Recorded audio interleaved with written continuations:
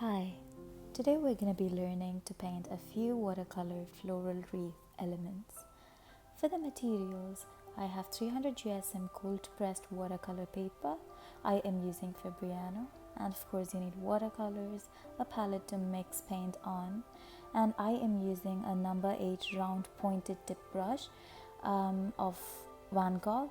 You can use any brush that has a pointed tip, a round brush that has a pointed tip, and tissue papers and 2 jars of water. We're starting off by introducing a few strokes that you would require to paint the roses.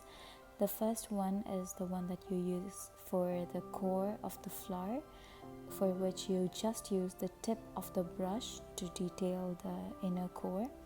Next up, we have the petals that comes after the core, and then you water down the petals. After drawing the second one, you water it down outwards to give a loose watercolor effect. The third method you can use is drawing the petal with water and then dropping paint into it like a wet and wet watercolor technique. Now we're going to apply these few strokes to paint a little rose, starting off with the first stroke with the pointed tip for the core of the rose, and then going forward with the second types of stroke, and then picking up water to fade out the lines to give the rose more definition and the loose watercolor effect.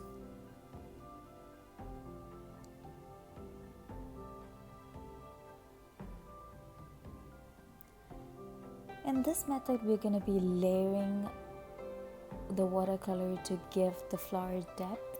So in this method, you gotta make sure that the previous layer is completely dry before you start with the next one.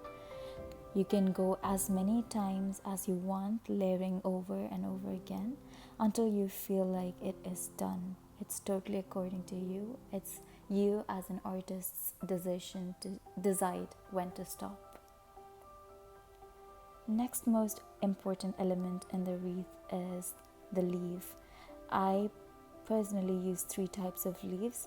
So the first one is the easiest one, where you start with the stem and you use the tip and then you press it down to give the body of the leaf, and then you pick it up into the thin point to give the leaf definition.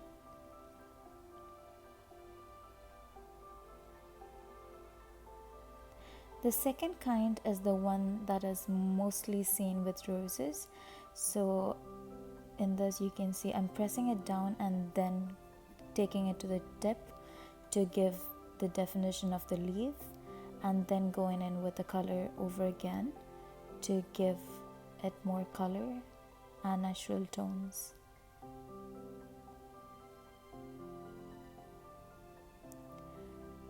For this green, I am using permanent green mixed with a tint of brown to give it a natural green look that is mostly seen with leaves. I drop a bit of brown here and there into tiny little pools of water to give it a more natural look. The next one is the filler leaf stems, where you go with small tiny little leaves to fill in the space or connect 2 different flowers.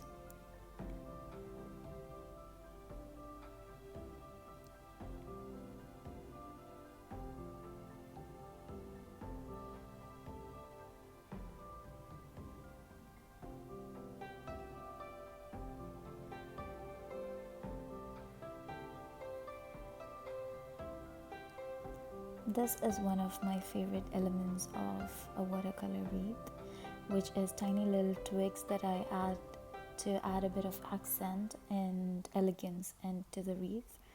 So it starts with a brown branch stick kind of thing, and I go over with the brush with any of the desired color to suggest the presence of a flower, a tiny little flower. You don't have to make it super detailed or pretty, you just have to suggest the presence of the flower.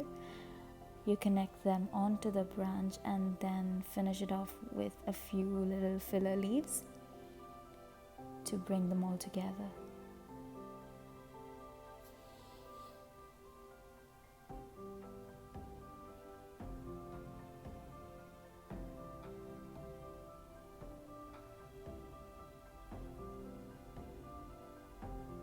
So these are the elements that I generally use to paint a wreath, and now we are looking at me using all these taught elements to paint a little floral wreath.